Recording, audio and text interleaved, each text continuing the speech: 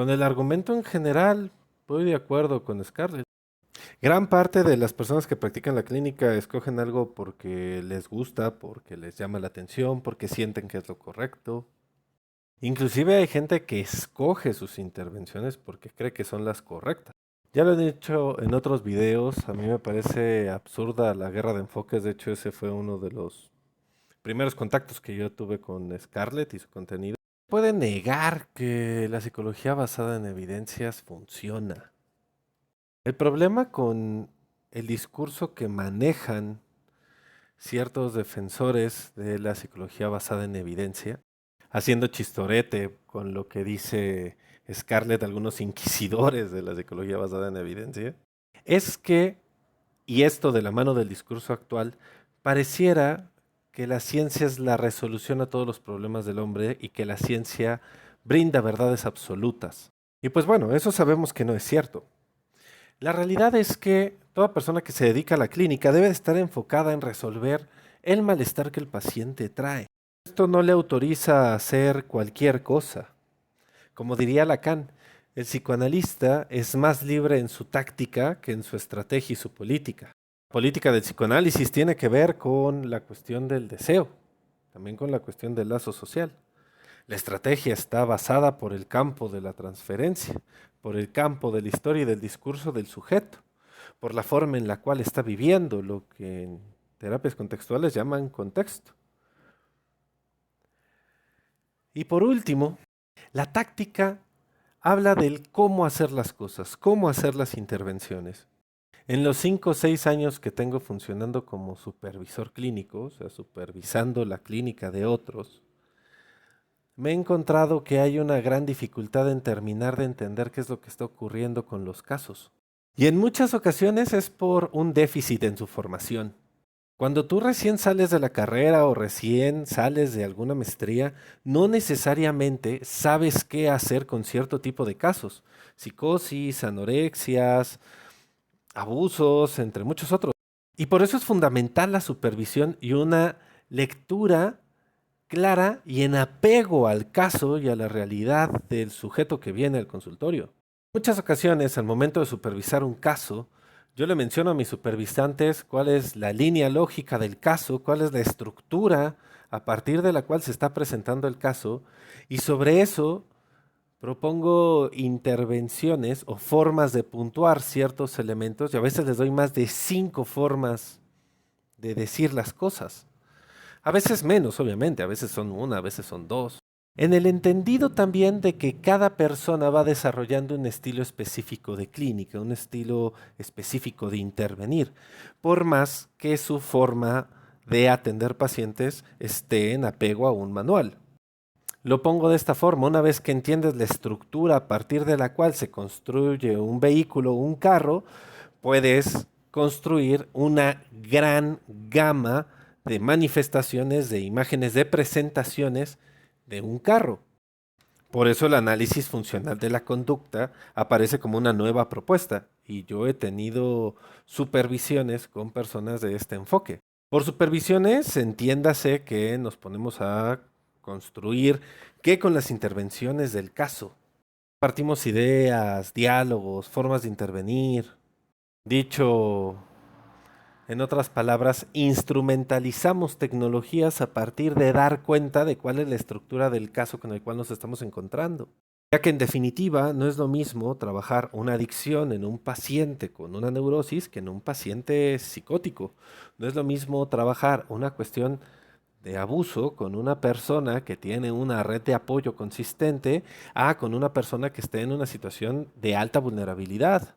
Por más que haya personas que consideren que el colecho es en sí mismo un problema y que crean que la intervención adecuada es limitar el colecho, no necesariamente las condiciones materiales del paciente permiten esta realidad. Entonces, claro, uno no puede intervenir desde donde se le venga en gana nada más porque le parece bonita la situación o porque considera que es correcto lo que se tiene que hacer. En últimas fechas, de hecho hace como 2 días, estaba viendo un video de una presentación de Fabián Shetman, miembro de la Escuela de Orientación Lacaniana en Argentina. De hecho da clases en la UBA, él da la clase de psicopatología, donde presentaba justamente un caso clínico, en el cual curiosamente hablaba de una chica que tenía anorexia. Y esta chica que tenía anorexia, pues es atendida en una clínica en la cual a través de intervenciones muy específicas y muy disciplinarias, la llevan a que suba de peso. Lo que ocurre es que al momento de salir del tratamiento, pues llega a su casa y pues se autolesiona. Realiza un acto de cancelar su suscripción a la vida. Curioso es que su objetivo no era de suscribirse de la vida, sino que estaba realizando un acto que tiene sentido a partir de una idea delirante que ella tenía. Al parecer, nadie se detuvo a cuestionar cuáles eran las razones por las cuales hacía lo que hacía, y entonces tenemos como resultado esta intervención que, si bien logra curar la conducta o el malestar, el efecto adverso de la conducta anoréxica, termina generando una situación peor. Esto no es un argumento para agarrar y decir, sí, es que la psicología basada en evidencia o el conductismo no ve las causas profundas del caso. No, no se trata de eso, se trata de que alguien realizó una mala práctica. Si nos detenemos un poquito a pensar, los conductistas se quejan de las malas prácticas de los psicoanalistas y los psicoanalistas se quejan de las malas prácticas de los conductistas. Si te metes en cualquiera de los dos campos, vas a ver que los psicoanalistas se quejan de las malas prácticas de los psicoanalistas y los conductistas se quejan de las malas prácticas de los conductistas. O sea, hay malas prácticas en todos lados. Tal vez hayan notado, por ejemplo, que últimamente ha habido muchos trends de psicólogos diciendo, no, es que nosotros también sentimos, y todas estas prácticas, digamos, de sensibilización de los pacientes. Sin embargo, esta es una práctica que yo cuestiono desde que daba clases en licenciatura hace 6, 7 años, poquito más. Porque desde la posición psicoanalítica eso no tiene gran importancia hasta cierto grado. Al menos no en la intervención.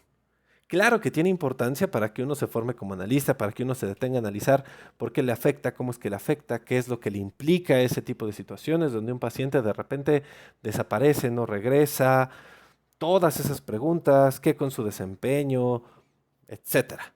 Pero de eso se tiene que hacer cargo el analista, no el paciente. Por eso no es lo mismo intervenir como psicoanalista, intervenir desde el lugar y la función del analista, que intervenir como un sujeto. La cuestión de la ética pasa por dar cuenta de cómo el caso está construido y cómo las intervenciones que vamos a hacer van a tener uno u otro efecto. Somos responsables de nuestra intervención y hasta cierto grado de las consecuencias de la intervención. El hasta cierto grado tiene que ver, por ejemplo, en cuestiones conductuales, que si tú le dejas una tarea al paciente y el paciente no lo hace, pues eso ya no es tu responsabilidad.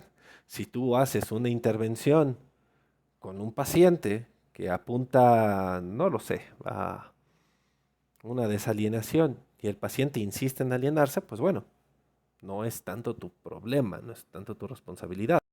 Lo que sí es tu responsabilidad es detenerte a cuestionarte cuáles fueron las consideraciones y las variables que dieron por resultado eso que ocurrió.